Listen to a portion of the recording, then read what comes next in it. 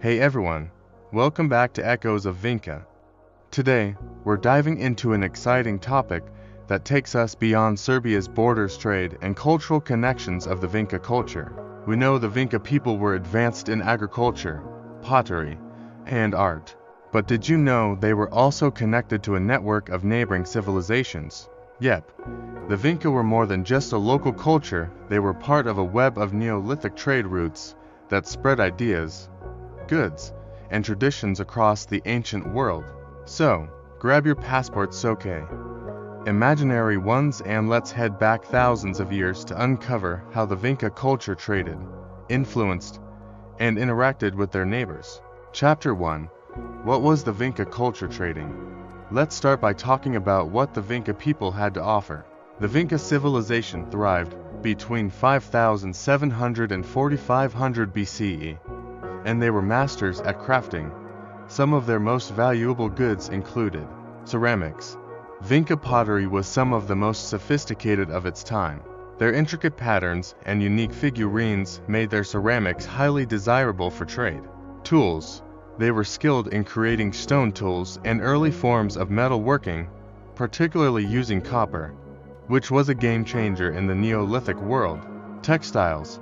Although we don't have many surviving examples, evidence suggests that Vinca people wove textiles, which could have been another trade item. Agricultural surplus. With advanced farming techniques, they likely traded grains, legumes, and other food items. These goods weren't just local fare, they were hot commodities for neighboring cultures, who were eager to get their hands on Vinca craftsmanship.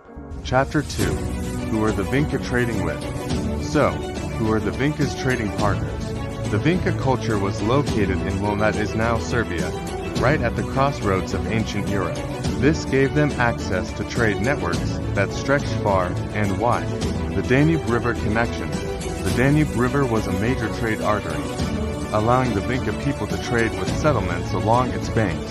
Think of it as the ancient equivalent of a highway system. Neighboring cultures. The Vinca likely traded with other Balkan cultures, including the Starazevo and Kara-Novo cultures. These interactions helped spread Vinca artistic styles and technological innovations. Central Europe. Archaeological evidence suggests that Vinca artifacts made their way into Central Europe, indicating long-distance trade routes. This wasn't just a local marketplace, they were part of a broad Neolithic exchange network. Chapter 3. Evidence of Vinca trade and archaeology. You might be wondering, how do we know all this? Great question. Archaeologists have found tons of evidence pointing to the Vinca's extensive trade networks. Imported materials. Many Vinca sites contain materials that weren't locally sourced. For example, obsidian, a volcanic glass used for tools, has been found at Vinca sites, but the nearest sources were hundreds of miles away. Shared styles, pottery styles, and artistic motifs from the Vinca culture have been found in neighboring regions, showing how their influence spread. You can almost think of it as ancient brand recognition. DNA and isotope analysis. Modern archaeological techniques have revealed that some human remains at Vinca sites were not local to the region. This suggests that people along with goods were moving across ancient trade networks. Chapter 6. Modern connections to Vinca trade routes. Believe it or not, some of the trade routes used by the Vinca culture are still in use today. The Danube River remains a major trade and transportation route in Europe, connecting countries and cultures just as it did thousands of years ago. And in a way, modern Serbia's cultural identity is still shaped by the legacy of the Vinca. Many Serbian traditions, especially those related to craftsmanship, pottery, and agriculture, can trace their roots back to these ancient trade connections. Chapter 7. Why the Vinca trade networks matter today. So, why should we care about the Vinca's trade networks in the 21st century? Well, understanding ancient trade helps us see just how interconnected the world has always been. Even in the Neolithic era, people weren't isolated, they were part of a larger, dynamic web of cultures and ideas. It also reminds us that cultural exchange is a powerful force. The goods and ideas traded by the Vinca people helped shape the development of European civilization. And who knows, maybe some of the traditions we enjoy today were influenced by those long ago exchanges. Conclusion. And that's the story of the Vinca culture and their trade connections. From their masterful pottery to their far-reaching trade routes, the Vinca people were true pioneers of cultural exchange. What do you think was the most surprising part of today's journey? Let me know in the comments. I'd love to hear your thoughts. And if you enjoyed this dive into ancient trade networks, don't forget to like, subscribe, and hit that notification bell for more deep dives into the fascinating world of the Vinca culture. Thanks for tuning into Echoes of Vinca. Until next time, keep exploring the connections of the past.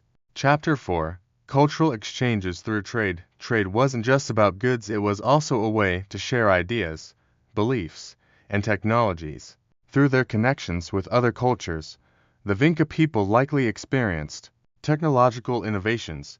As trade routes expanded, so did access to new tools and farming techniques. This helped the Vinca culture become one of the most advanced Neolithic societies. Religious and artistic influences. Some scholars believe that the abstract symbols found on Vinca pottery could have been influenced by or even influenced other Neolithic spiritual traditions. Could these symbols have been part of an early form of written communication? It's still up for debate. Social connections. Intermarriage and migration between cultures likely occurred, leading to a blending of traditions. Imagine how exciting it would have been to meet someone from a far-off settlement and learn about their way of life. Chapter 5. How trade helped the Vinca culture thrive. Trade wasn't just a side hustle for the Vinca, it was essential to their success. By engaging in trade, they were able to access scarce resources. Copper, obsidian, and exotic stones weren't available everywhere, but through trade, the Vinca could acquire these valuable materials, strengthen their economy. More trade meant more wealth, which allowed the Vinca people to invest in better tools, larger settlements, and more complex social structures. Spread their influence. The Vinca culture didn't just survive, it thrived.